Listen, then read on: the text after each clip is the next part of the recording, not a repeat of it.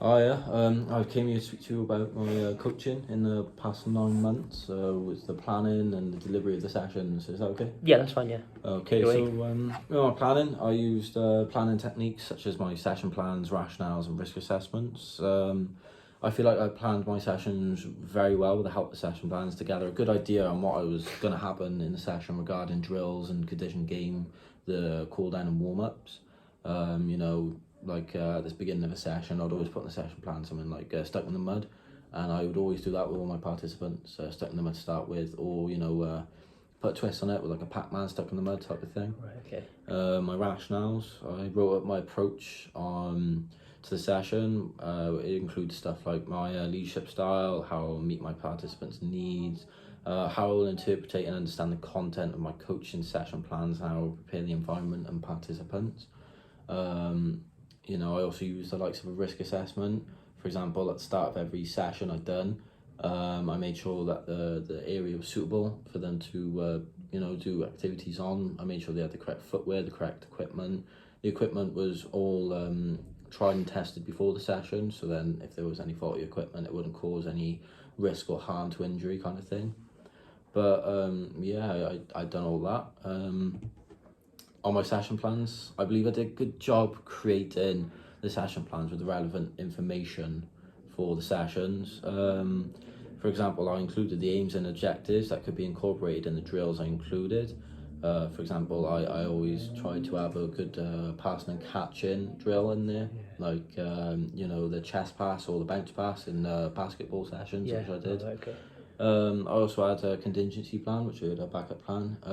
For example, if a session was surrounded around catching and passing, but I couldn't do something like basketball for it, I would switch to something like bench ball or dodgeball, because it's quite easy to set up and easy to understand as well. My rationales were fairly average considering my leadership style. It was all covered and elaborated.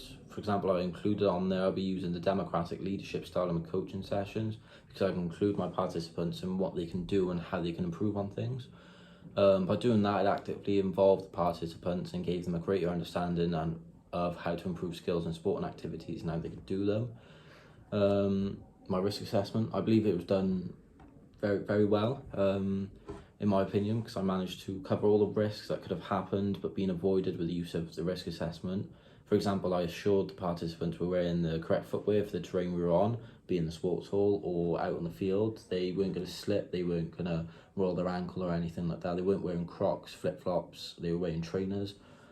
Let's move on to the delivery. I delivered sessions to participants with the necessary skills that I included in my coaching rationale. For example, I used different coaching styles and leadership styles in my sessions, regardless of the session being recorded or not. I tried to make sure that I use coaching styles relevant to the sessions put in place. With the use of my session plans, aims, and objectives, I could have improved my performance by the use of different sports I'm not the most familiar with, but by doing that, I could maybe learn with the participants, so we'd be on the same page about it. But with that, I'd have to incorporate a new leadership and coaching style, which I feel like would be the better option on a way to improve it, improve my delivery of sessions and my planning of sessions.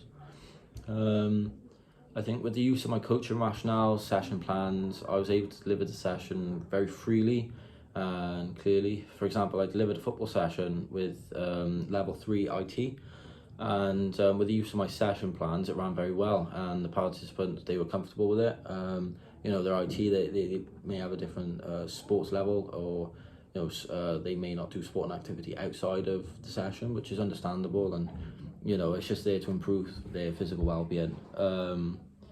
But I made sure it was comfortable for them and it wasn't out of their sporting ability.